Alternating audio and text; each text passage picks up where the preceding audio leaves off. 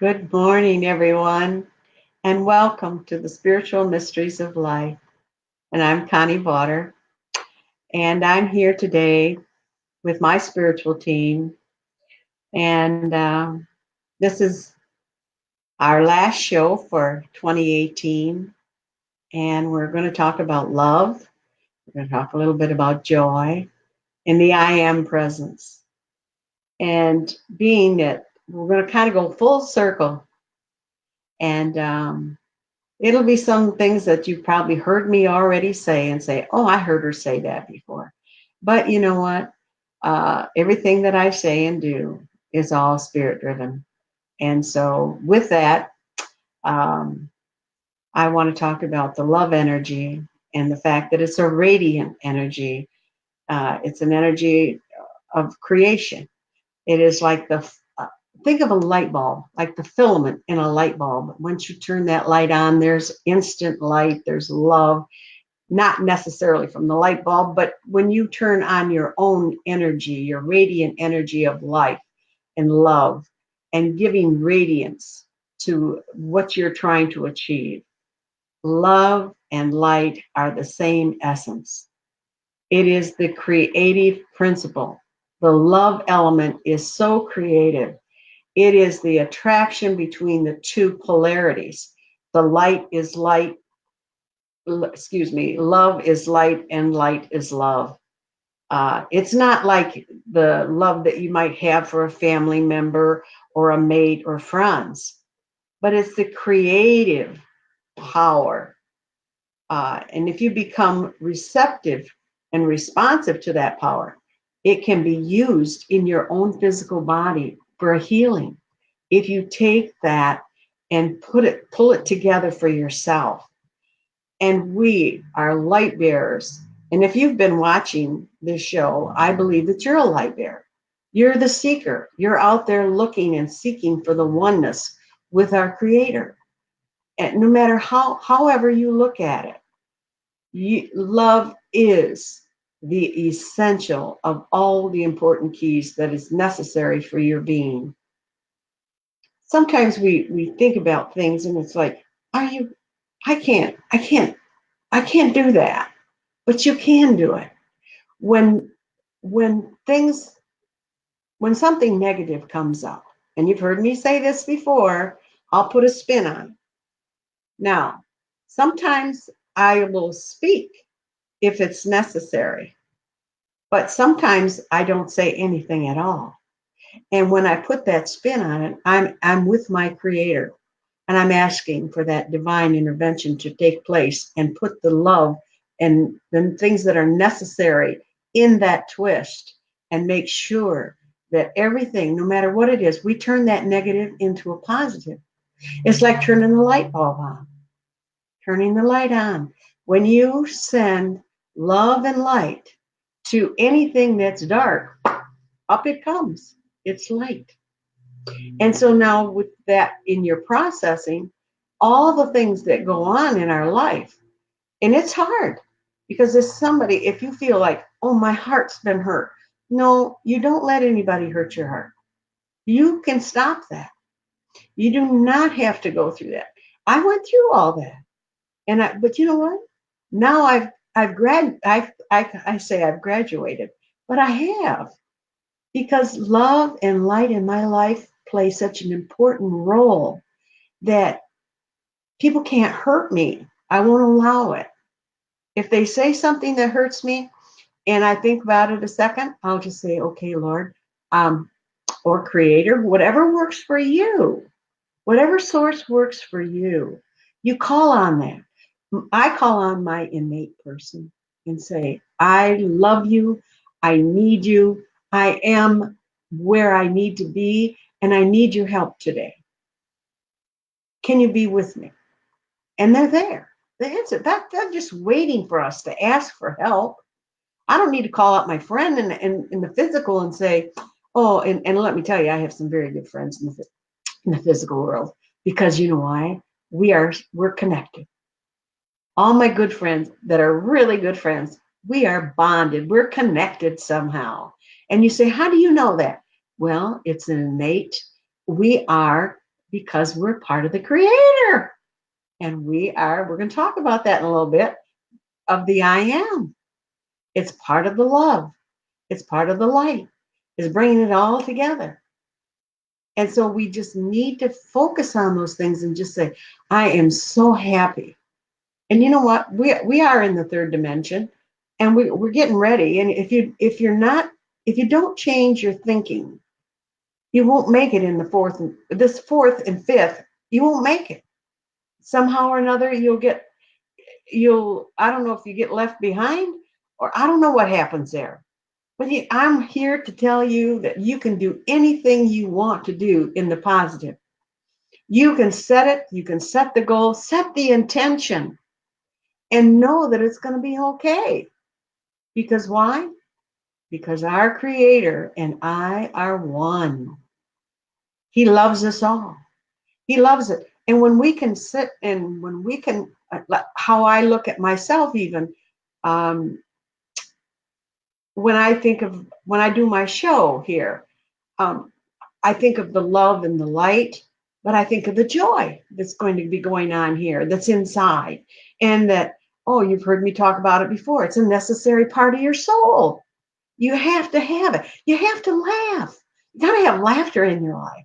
And sometimes I go around this house and I'll be talking to spirit, and I'll be laughing out loud. And I think, oh gosh, I hope nobody ever walks in on me, because it's going to say, what is wrong with this girl? Because it's a necessary element that I need to laugh. I need to unfold my spiritual unfoldment. And the only way that's going to happen is if I'm a happy person. And I want to be happy. And I won't let anybody make me unhappy. And many think that you have to take that. Or when you're taking the road, say you're taking the high road, and you say, okay, I'm going to be solemn and sedate, and I'm going to do this, and I'm going to. No, you're robbing yourself.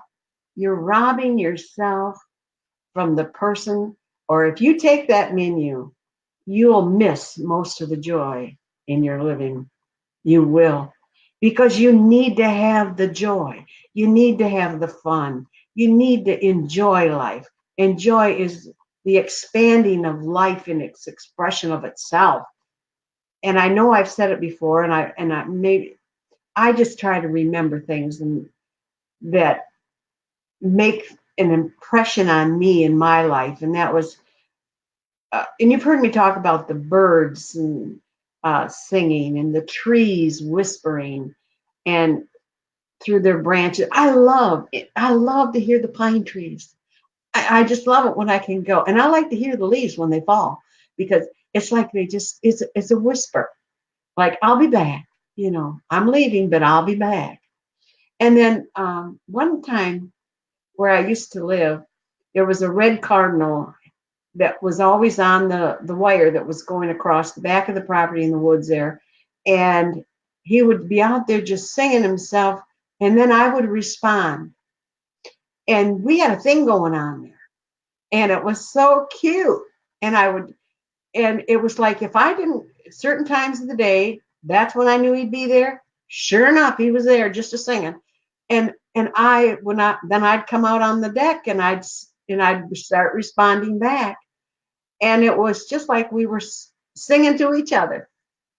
And it was fun and laughter and joy. And just like when I went by the creek, I would hear the ripple of the joy of the water. You listen for that.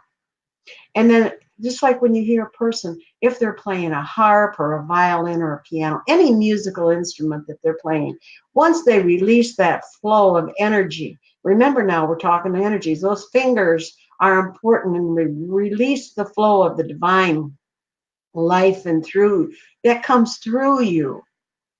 Isn't that just awesome to be able to know that that is happening? And to respond to the key words that, my beloved, that we belong, that we are joyfulness. We have a life that is worth living. It's life, it's laughter, and to play and have fun and watch our freedom open up into our inner self, into our inner being. And when you listen for the song of the bird, respond. The word is respond. What do you do? Do you listen? Or you just pass it off? Oh, well, that's nice. Oh, well, just a bird singing. Oh, no, you stop and you listen. And when you hear the wind in the trees, if you need to go up and hug that tree, it's okay. Because the that tree, when you put your arms around the trunk of that tree, he's probably just saying, yay, I needed that hug today. See, somebody knew I needed that. Because we're all together. We're all in one. And the beauty of the flowers, the smell, the fragrance. How blessed are we that we have these beautiful things to have in this life. And the sunsets. Now, this is what I love, the sunsets. Um, I don't know why I had to wait all these years to have this experience. I lived in Lake Michigan my whole life. Lake Superior, I had some real spiritual experiences in Lake Superior. That was pretty phenomenal. But in living in Michigan, I don't think I ever went to Lake Huron, but it didn't matter. You just knew the water was there, and that's the way it was, you know. But now that I'm down here in the Gulf of Mexico, it's like a whole new thing. I go to the beach and I muscle my feet right in the sand, and I stand there, and sometimes there's people walking by, you know, because they're doing their beach walk or whatever. But I just try to pick a spot that's not quite really highly populated, but just kind of off to the side there. And then once I'm done, then I step my foot, and then I take my other foot and I get them in the water, and it's just like a release of all the negative stuff that just was in my body, just sucked it right on out. And it's just a wonderful feeling. And it's just like, oh, isn't that nice? And to be able to watch that sun when it hits the horizon there, and where it just kind of sits on the water before it drops down. It is absolutely phenomenal. And you just say to yourself, am I blessed or what? And so that's what I try to do as often as I can. When we had the fish uh, business down here, I didn't go because the stench of the dead fish was so great. And I used to sit here in my home and just pray that that would subside. And but I realized it was necessary. I don't know why. That sometimes they have to clean themselves. The ocean has to clean underneath or whatever. But I don't understand all that. But I just said, God, these are your creatures, and we love them all, and we're just sorry that this is all happening. And it didn't seem like it was that long, and all of a sudden people were saying, oh, everything's cleaning up, everything's getting better, and everything is going better. So that was, and you think, and I'm sure that I wasn't the only person praying for that, because down here in Florida, when they have a hurricane or whenever anything like that's going on, everybody prays. I mean, it's big time. It's nobody, not just one. It's churches. Everybody are all congregated together, and they're all doing their thing and saying, all right. So, but anyway, those are the things that when we talk about the love and joy in our hearts and what's out there for us, I think it's important that you realize that life is the giving. Sometimes I'll look in the mirror and I'll say, Connie, I love you. And they'll say, oh, and it's like, okay, so that's cool. And then I'll say, I want to demonstrate in my life as much compassion and kindness to others. I want to be the instrument of Christ in my life. I want that Christ self. And I want to be able to help somebody. And I'll give you an example what happened to me this week.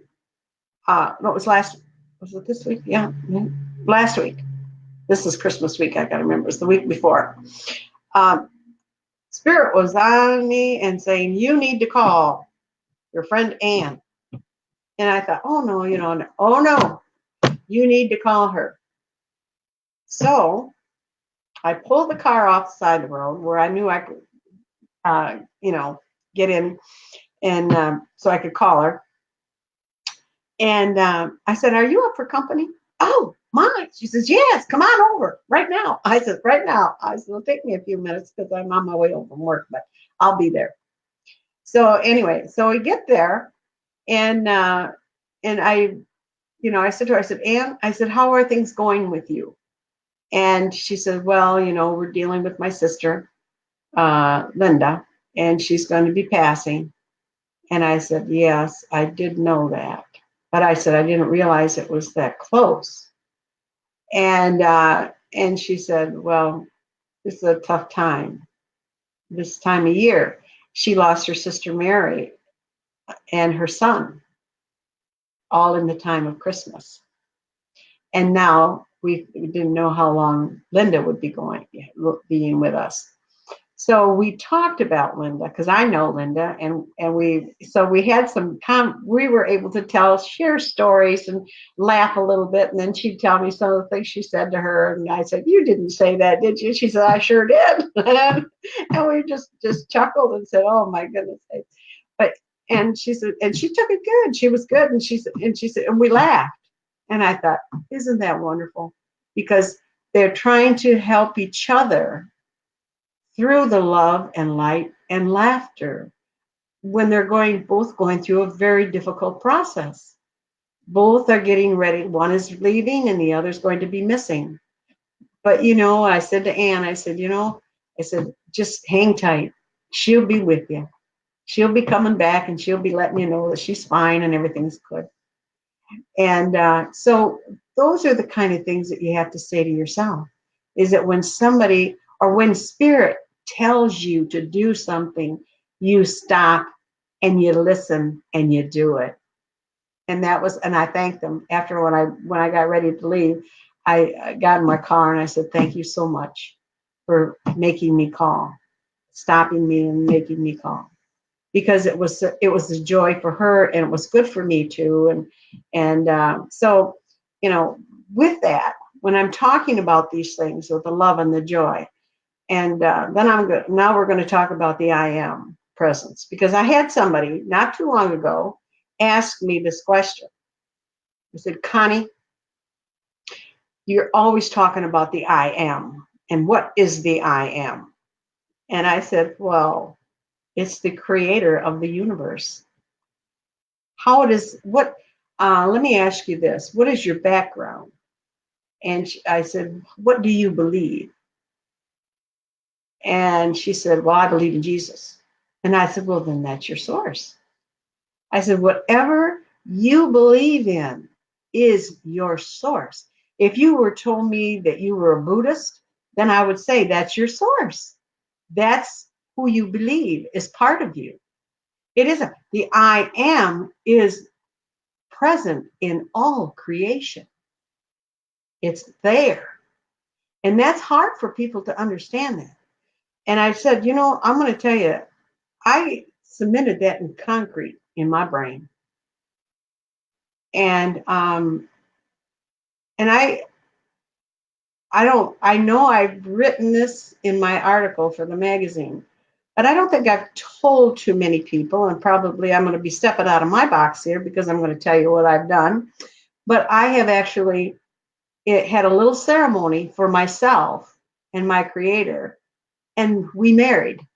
I married my creator in love and light and joy, and for him and I to be in the oneness. Now you might say, well, was that necessary? Well, maybe not. But for me, I wanted to do that because I wanted him to know how much I love him and how much I appreciate all the love that he gives to me and the understanding of life. And when I have a problem, he always guides me to the right person to talk. Let's say I have an issue and I need to talk about it. He will direct me to the right person to talk about it.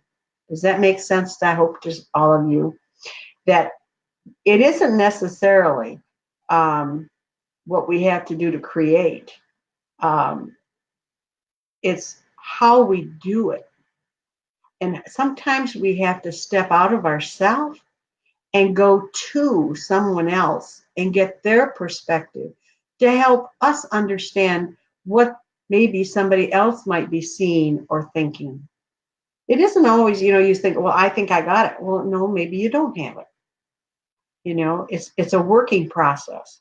It is the divine essence, and life is all of the manifestations that you can think of. Now, I'm going to share something with you that I read years ago, and I like it, and I've incorporated it in my life. And the I am the flame of life in you. The I am is the flame of love in you. So that I took those words and I've incorporated them because I thought the flame is what? The love, the love of, I love Christ. So I think I want my Christ self. And so I'm thinking, if the flame of love and light is my creator, then love is to be with me all times. What kind of love? Perfect love, perfect life, perfect harmony, and to be in the light. It's it's our soul that needs each and every one of these things. And when when we are one with the Creator, I want you to think about this a second now. Then we are to be His light, His love, and His peace. Right? Now, we keep His flame burning in your heart. Put it in your heart. Your form is His form. Your body is His body. His body is your body. Now that's a lot to digest, but it's a given. And your heart is His heart, because what are we? We are all multifaceted. We're multiple beings. And I'm His hands and His feet and His voice. His work is not my desire, but His desire. It's not what I want, it's what He wants. It's His desire that I want to come out of me for you to have the desire to want to know, and for you to say, I want my soul, I want my hands, my heart, my desire, my love, everything to be with my source and moving forward. I let Him be my power and my peace. And I let Him be my love, my love, my love. And then when you are His light and you are one with Him. And then you just let it be. Just let it be and rest. Sometimes when we have to do things and they're difficult, and if I'm just going to throw this out there, going into the fifth dimension, we have to change. We have to become compassionate. Number one, that is so important. We have to be kind and send that kindness out. And we need to send love. And all the things that are absolutely everything. God is everything, all in one. God is yourself. I know that's hard for some of you folks to believe, but when I was telling my friend and going through these things with her, she just sat there. She couldn't even talk. And she said, I can't believe all this. And I said, well, I'm not asking you to. I'm just asking you to think about it. You don't have to say, I believe right this minute, but maybe you need to set it aside and maybe think about it one of these days when you least expect it. You'll be thinking, oh, that Connie said something about that. Maybe I better think about that. Then the next thing you know, you'll be going down a journey. Your journey will turn. And sometimes you think you're on a rail. Think of a rail, and you got a train. I love the story because anyway, I'm going to tell it. Anyway, and and if you're going to paint the rails to be whatever color works for you, and you're traveling down that train and everything, it's straight ahead and you just know where you're going. And then all of a sudden you decide, all of a sudden your straight track is no longer straight. It's a circle. And you got an engine and you got a boxcar, maybe you got a caboose. You haven't got a big train, you got a small train. But your train now is going in a circle. And you say to yourself, well, why is my train going in a circle? How come it's not going down the path, straight path? Well, because when we are in the third dimension, everything has to be straight. Logic. Everybody has to do everything in a straight line. Everything on 1, 2, 3, 4, 5. But in a circle, the circle of life, the circle that the Lord is with us at all times. We are circling and making and doing what we need to do in the oneness of Christ or in the source. Whatever your source is, that's where you bind yourself and know that.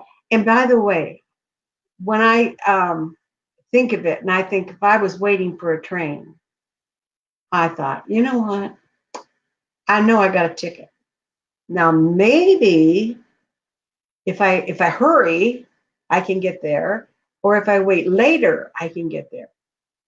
But you know what? It doesn't matter when it gets there. I got the ticket. When the train arrives, I get on. And that's the most important thing, is that we have to focus on the things that are simple and easy and know that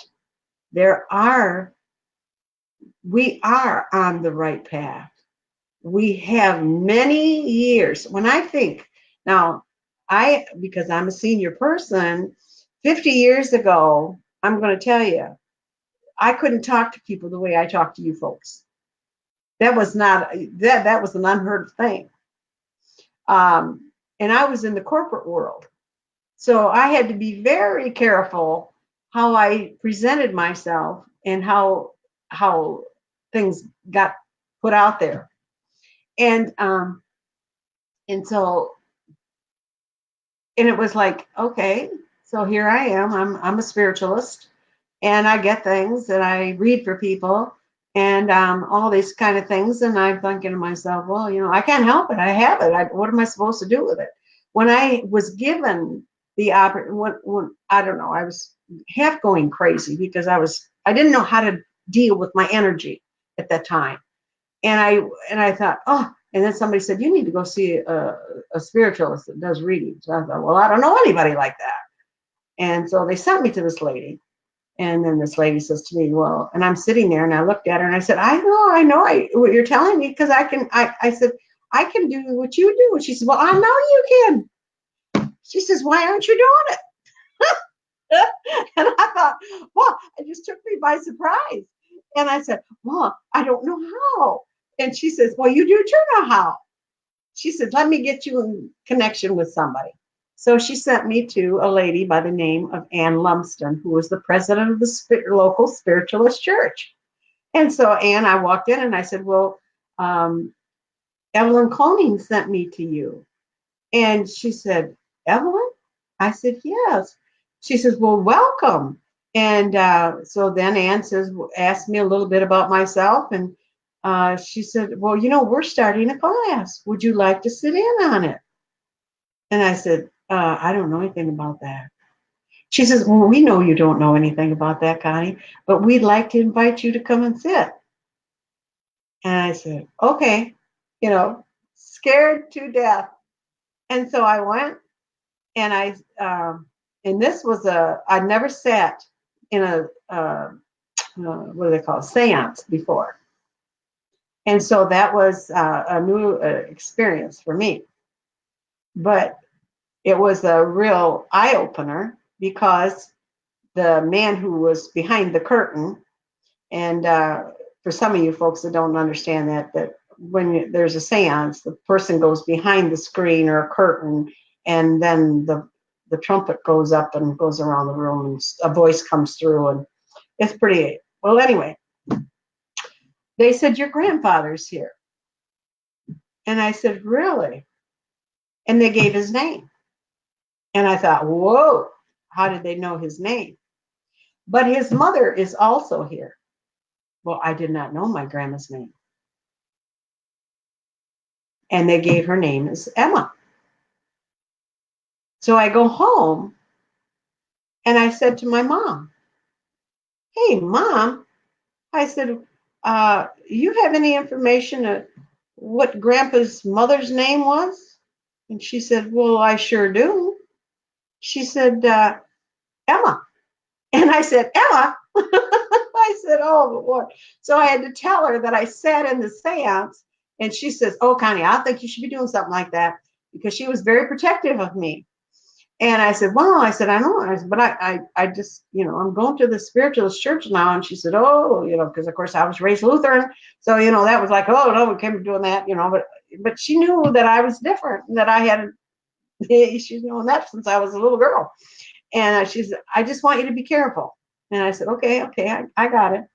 So anyway, then I went back to church, and Ann says, now, Connie, we're going to start a development class.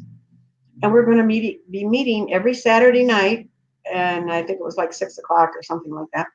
And would you like to come? And I said, okay. So that's how I started. When we were in the dark, sitting in the dark, and then Spirit would show me things like, and I'll use this as an example of a cup. And I said, oh, I see a cup. And Ann would say to me, well, what does that mean to you? And I said, I don't know. She said, could that be someone's name? And I said, oh, it is. It's my Uncle Bob cup. She says, okay. Or your Uncle Bill cup, And I said, yes. Okay. Well, anyway, so that's how they started working with me. And so showing me symbols of things. And then I would call it out in the class, and I'd say, I don't know what this is. And then she would come back and say, could you relate to that? And that's how I could interpret. Then I started hearing. And so then I said, okay, now I'm hearing this. And she says, well, can you relate to that? And I said, yes, I can. And I said, but what if I can't relate to it? She says, well, then it's not for you. And I said, oh, okay. So she said, you might be with somebody, sitting with somebody, and Spirit may come in and say something to you. And if it doesn't relate to you, it could relate to the person that you're sitting with. And if you're careful, you could just say, hey, do you know anything about that? Or whatever, whatever it is. And they might say, oh my, yes, I was just thinking about that, or whatever. You can incorporate it in your conversation. So that's how I really, in the early days of my spiritual work, that's how I got started. And so when I'm sharing this with you, it's that I want you to realize that it doesn't matter what age you are. Your awakening, your quickening can come at any time. It just so happened mine came when I was a little girl. But just, and I could see, things in my house, and I used to see a man standing in my bedroom, and said to my mom, and I wouldn't go to sleep, and so she used to have to sing to me. We would say my prayers, and then she would sing, "You Are My Sunshine." and then it would go away. The person would go away, and then I could go to sleep. But I could always see him there. Now, who he was at that time, maybe he lived in that house at one time. I don't know. But once we moved from there, I never saw him again. So I think he was attached to that house. And then, but when I went to the new house, what my dad had built, I never felt afraid. And I would always see a light in my bedroom. If the bedroom door would be closed and be dark, but there was always a light, a flickering light. And I would, and I thought, okay, it's not dark. So I always felt comfortable with that flickering of the light. But because before I was scared of the darkness, and so anyway, got through that. But anyway, what I'm saying to you is that no matter what is up with going on, is that when you recognize the fact that you are one with your creator, whatever source you use, your life will change. Your oneness will become an innate. You will just be all together. And you're going to be wondering, why is this happening? Why is it? And you'll say, oh, just sit back and just sit back. And when I have things like that happening, I back everything up and I'll sit down and I'll be quiet and I'll ask my counsel to come in and sit with me and quiet me down and just say, help me find what's going on here and why am I feeling this way? Is there something I need to do? Is there something that needs to be, that I need to take care of? Or what is happening here? So all the things that when we work as a team, it's so wonderful. And I want to just say that when I moved here to Florida, and that was in 2014, 2015, I lost a dear friend. No one expected that him to die, but he did. And I think I have shared this story with you, and I don't apologize for it, but he actually stood right here in my room by the piano. And I could hardly breathe. I thought, and I said, you're not supposed to be here. You're in the operating room. But I felt a female presence behind him. And I knew that was his wife because she had passed on and he'd been a widower for 15 years. And it was like, hi, and I'm leaving. But it was just a feeling of, well, I'm sorry, I gotta go, but I gotta leave. And so it was just a brief. It wasn't a long period of time. It was just boom. And I could see him. He had blue jeans, plaid shirt on, these cowboy boots on, the whole 9 yards. And it's just like, whoop. And it's like, okay, I guess you're leaving us. And I said, and I started to cry. And then I thought, no, don't cry, Connie. And the phone dinged. And that was his daughter texting me and saying that he just had passed over. So you see, we can. I mean, for me, I felt really blessed that he showed himself. Because sometimes you just, when people pass, you want, oh, I wonder if they're all right. Well, I knew he was fine. And I knew his wife was with him and she would take you into the light. And so those were the things that that everything is fine and everything is such a blessing. And so when things like this happen, to me, it's a affirmation that I'm on the right path, the right journey, My I don't look at myself anymore as old. I have to tell you that. I know chronologically how old I am, but I erase that. I erase it. And I just say, I'm going to be forever young. I'm going to be forever young in my heart, and no matter what I do, because life is so good and it's so much fun. It's just like when I broke my wrist. Oh, you all heard that story. When I was in the hospital or emergency room and the doctor comes in, she says, "Well, I'm sorry, but you broke your wrist." I said, "Oh no, cannot." That I was upset about that. And she says, "What are you so upset about?" I said, "Listen, I haven't played golf in 13 years. I just started playing golf. I'm so excited. I love the game. I'm having so much fun. And now you're telling me I broke my wrist. Now I can't play golf." And she says to me, "I have never had anybody get so excited or so upset over a broken wrist because it may be, because you can't play golf." And I said, "Well, that's the way I feel." And so she said, "Well, you will play again, but it's going to just take time." So anyway, when I went back in and had my wrist x-rayed, the doctor looked, he says, "Connie," he says, "doesn't even look like it was ever broken." And I said, "Really?" He said, "Can't even see that it was ever broken." I said, "Well, blessed be." He said, "You'll have full range. Everything will be fine."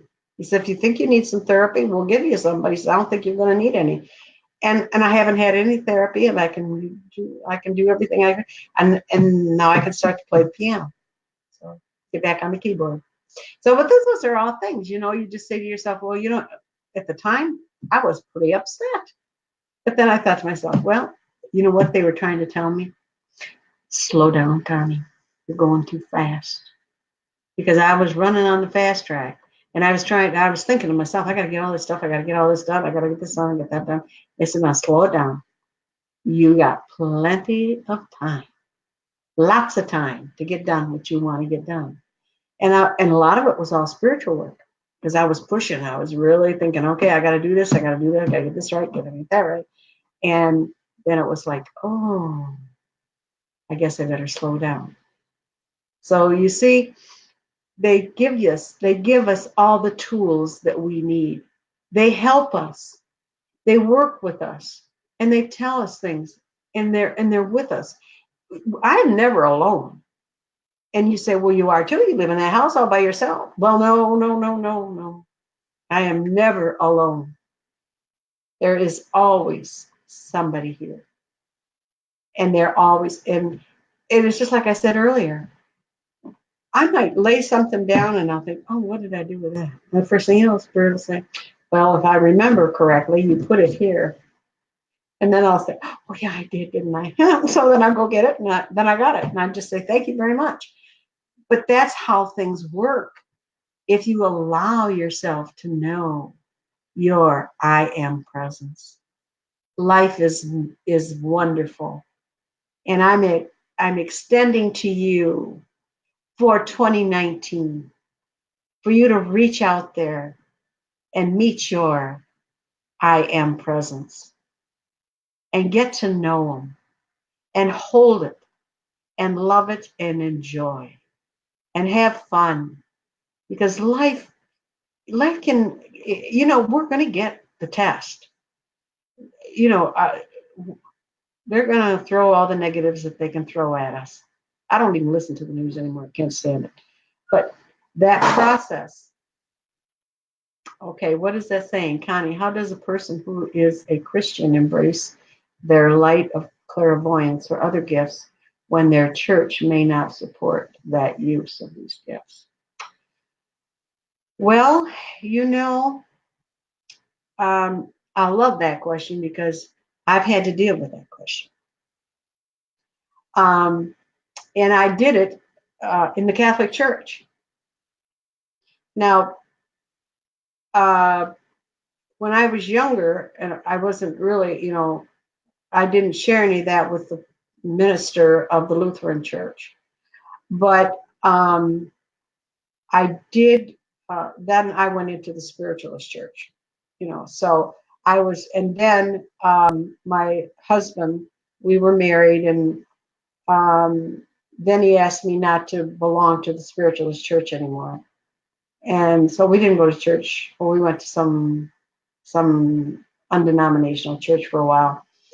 But then anyway, in 2003, we joined the Catholic Church. And that's another story. And that probably, I think I've told that story, but it's a real process. But anyway, what I did is when I realized what was happening to me, I went to the priest and I said, I have always had the ability to see things. Now, I saw something happen in Mass today. And I said, I want an explanation from you because it involved you. And he looked at me. And I said, no. I said, I'm up in the balcony and I'm looking down on you and you're doing the consecration of the host. And all of a sudden there's a beam of light streaming right through the roof, right down through where your hands are. And I said, what is that? What does that say to me? And he said, now, Connie, I would say that the Holy Spirit has a hold of you and you better hold on. Now, that's what he said. He didn't say to me, Connie, that is all wrong. You shouldn't be doing that. He didn't. He just said, you better hang on because there's more to come. And I said, but I've been doing this my whole life. But I never told anybody. And I've never shared with people of the in the Catholic Church anyway. And he said, well, let's see what happens. So, and I worked for him. He was not only was he my priest, but he was my boss. So yeah, So then he had to leave and go to another parish. And we ended up getting a new priest. And so anyway, I had to sit down with him and explain to him what I see and things that were going on. And I said, I see something with you when you're up there and I described what I saw. And I said, can you relate to that? And he said, yes, I can. I know who that is. And I said, you do? He said, yes, that's St. John of the Cross. And I said, well, I didn't know that. I mean, I just described physically what I saw standing next to him. And then, and he just said, do you see things like that often? And I said, yeah, I do. And he says, okay. Did Father Fred know about this? I said, yes, he did.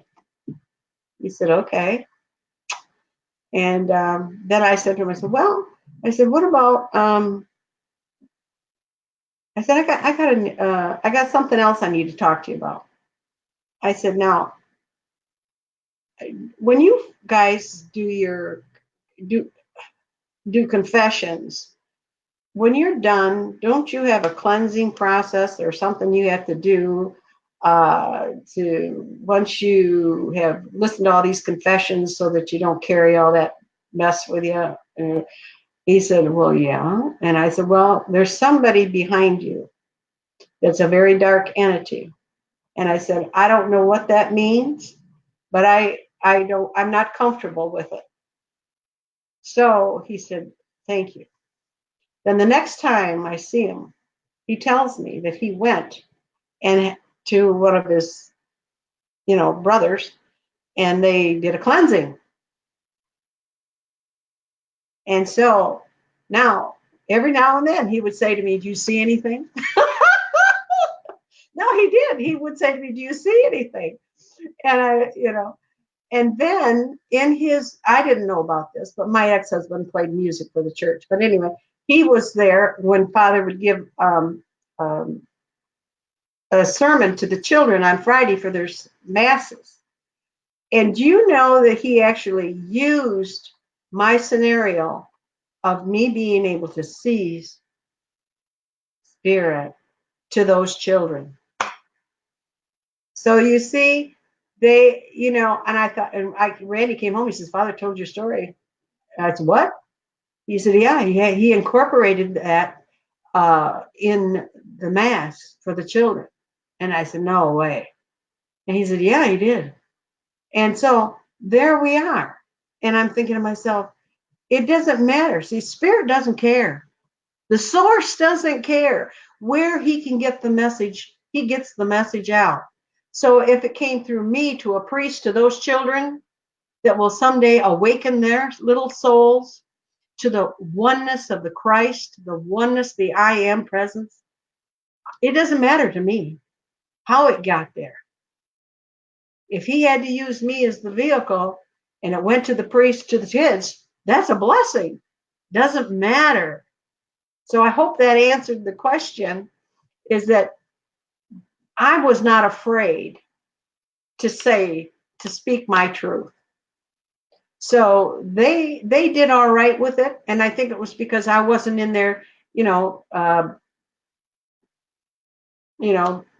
saying, well, you better do this or you better do that. I've seen things on a daily, I was always seeing things going on in the mass, but and some things I would keep to myself and some things I shared. But I did, if I thought, and the one thing that I did share with the priest would be something that would be confidential, that I didn't know what to do with it. And I didn't want to share it with somebody else because I didn't want a reflection on their faith, because I didn't know what I was seeing. And then one day I was sitting and I saw, and I'd never seen all the habits that I had ever seen were black. Well, lo and behold, there is another habit that's a light blue. And the habit comes out of Mexico. And so I didn't know that. And so I saw this silhouette, as I call it, in the church. And and it was right next to a sister who was sitting there, but she had street clothes on. And so I asked her, I said, "Sister," I said, "I saw a silhouette next to you with a light blue habit." "Oh, yes." Now, I'm sorry I can't tell you the name of that group because it's been too many years I've been away from it. But they were staying on a farm just south of St. Mary's Church, is the church I took care of, on a farm. And they were taking care of a priest who was there, who had that farm. And she said, "Oh, yes, they come from Mexico." And I thought, isn't that something? Because I had no idea, because all I'd ever seen in my lifetime was a black habit. And for me to see it in light blue. Well, I visited them. I went to there, and they have a chapel. And the energy in that chapel was phenomenal. And I was really on my knees. It was just that phenomenal. And one of the things too, while I'm talking about that, I sense the Holy Mother coming in here right now. And she is looking and wanting me to relate to anyone who is seeking and wanting to know that she's waiting for any soul that is waiting to come in her presence. She will bring them. She will help them. All they need to do is call upon her. This 2019 is going to be a phenomenal year for spiritual growth and understanding. So when people go forward, and if they're comfortable with the Holy Mother, it's that's the avenue to go with. There will be other people will find other avenues, whichever feels comfortable for them.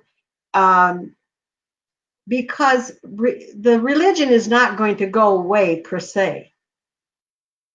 because it's going to be, when we're into the fifth dimension full blown, I don't know if I'll still be here, but we're all going to be handling each other with compassion and kindness and love and generosity and joy and all the things that you can ever think that Christ was, or any Buddha, whoever, whenever they uh, projected the love, the spirit, it's there and it's coming, and people will be getting on board, because why? They don't want to get left behind. They want to know. They're anxious to know. They're just, their whole being is like, oh, I got to grab a hold of some of this because I don't want to be left behind. And that's just what really will happen, is that people whose consciousness can't grab a hold of it, they'll still be there. And you know what? I don't care.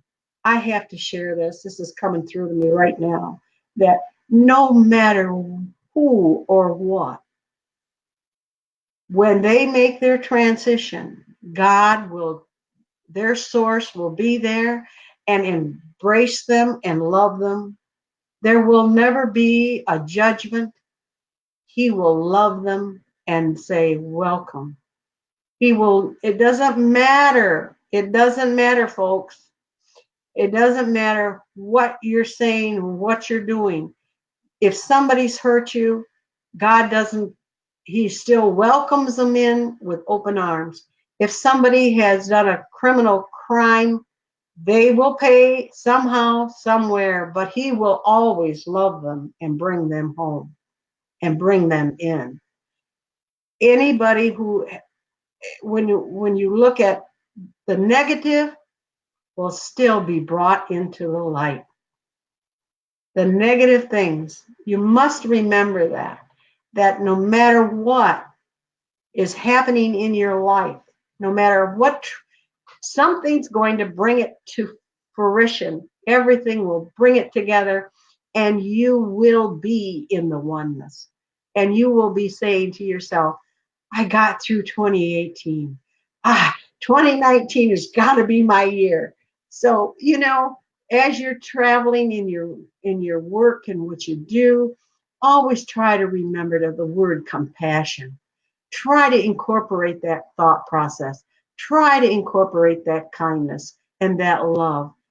All the things that are necessary to be in the oneness with your Creator. And beloved ones, let me tell you, I am about ready to say that we all are so special. He loves us all. And when our Holy Mother, she and I have a connection. I don't know I think I wrote about that in my article for the magazine. So if you want to know about that little story, you're going to have to get the magazine. But I'm thinking I did. And in essence, I am so blessed to have the love of my Creator and the mother aspect of things with the love of my own physical mother of this earth.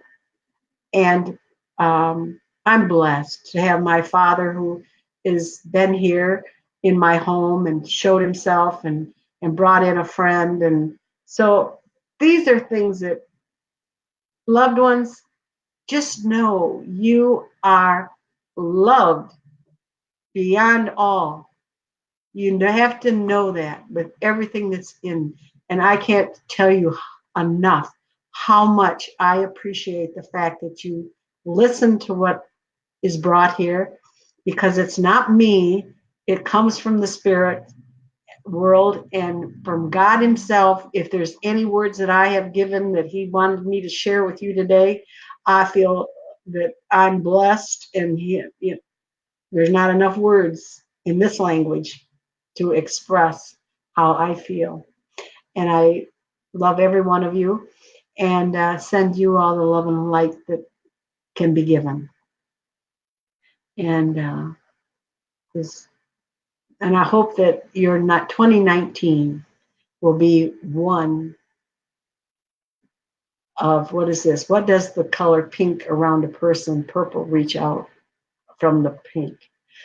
I can tell you that the pink and purple are high energy colors. Uh, the love, people always connect pink with love. I'm not sure about that, but purple is a high energy, higher consciousness, higher vibration.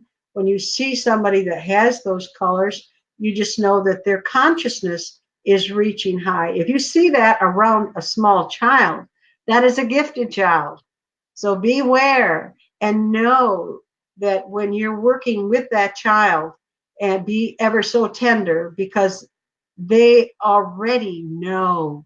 They are already coming in. And next year, when I come in January, we're going to start talking about some of the things that the children that are coming into this world in the next, they're going to be already knowing.